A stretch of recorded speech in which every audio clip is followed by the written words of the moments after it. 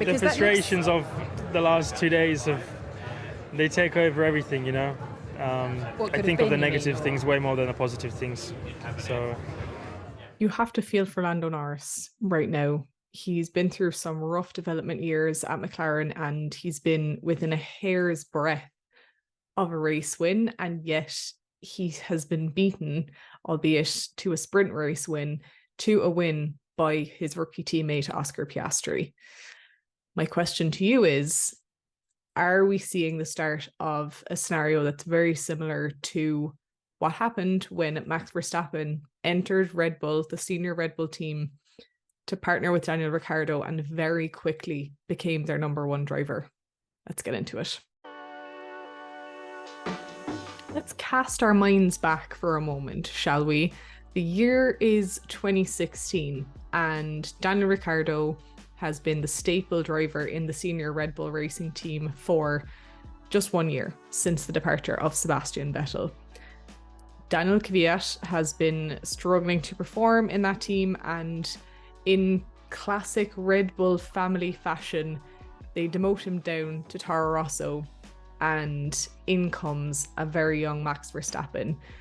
And what does he do? Well, in true Max Verstappen form, he wins the Spanish Grand Prix at the first time of asking when he's given his chance in that senior team, and becomes, as part of that, the youngest ever winner of a Formula One Grand Prix.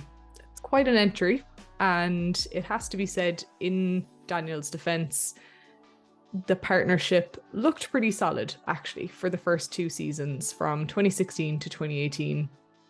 But the more the Verstappen won, the more that Ricciardo seemed to be lacking a response. And at this point, it's becoming pretty clear that the Honey Badger is not best pleased about being unseated by Max Verstappen. We have to remember that Daniel Ricciardo came up at Red Bull under Sebastian Vettel. So for all intents and purposes, the messaging around Daniel was that he was going to be the future of the team when Sebastian Vettel did announce that he was leaving. And he's now, it's 2018, and just 2 years after Vettel is gone, Daniel's realizing that that dream isn't going to become a reality, and he's got some really tough decisions to make. In fact, before the season has even finished, Daniel Ricciardo has announced he's going to Renault. And this is just months after securing that iconic win for Red Bull at Monaco. And it's a decision that Christian Horner first thought was actually a prank when Ricciardo first broke the news to him. So that's how big of a shock this decision is. And we all know what happened to Danny Ric after that. He is now back at AlphaTauri, back within the Red Bull system that he originally decided no longer made him happy. And I'm looking at what's been happening so far this season at McLaren between Lando Norris and Oscar Piastri, and I'm thinking, are we about to see a repeat of this show? So Lando joined McLaren back in 2019 as a rookie, and rather than studying under the tutelage of a senior driver in the way that Daniel Ricciardo did with Sebastian Vettel, he's partnered up with Carlos Sainz, who's another young driver. And despite that on-paper potential for pyrotechnics there, the two of them actually became great friends. The bromance is very real, and they seem to be spurring each other on, albeit in their slower than ideal McLarens. And the team saw enough from Lando that they decided that they would place their future bets on him. And sure enough, he signed a multi-year deal in 2020 that would see him at the team until at least the end of 2022. And, you know, you look back at his performances in 2020, 2021, and you start to see the podiums, the points finishes, the painfully close to a win scenario during the Russian Grand Prix, which, okay, you know, maybe exposed a bit of his naivety, but equally showed what he was capable of, and with the right tools in the right conditions. And the irony of this part of the story is, of course, that Norris was also partnered up for part of that time with Daniel Ricciardo, who, of course, had jumped ship after having a less than ideal couple of years at Renault. And it turned out that Ricciardo couldn't live with the heat at McLaren with Norris either. And at this point, let's be honest, nobody would have doubted Lando Norris's position as the premier driver in that team. And then came the Piastri debacle of 2022. The level of media attention and scrutiny around Oscar Piastri literally had the potential to down his F1 career before it had even really started. And you have to say his ability to quietly and consistently perform this season has really underlined that early belief in his potential and the belief that really he could become an F1 champion in the future. So far this season, if you look at the two drivers head to head just purely on performance, Lando is actually out in front.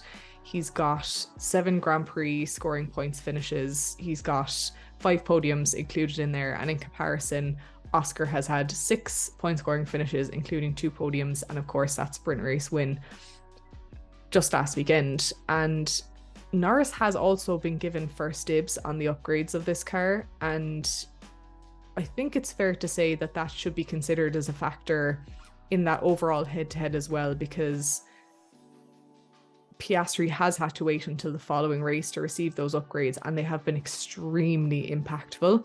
So who knows what would have happened if both Norris and Piastri had had those at the same time. And you have to say that despite Norris being number 1 in the head-to-head statistics, it doesn't feel like he believes it when you see him, you know, when he's interviewed after scenarios, when he's been outperformed by Oscar. Even if his own performance has been stellar, it could be a podium, for example, he just doesn't believe it, or at least it doesn't appear that he believes it.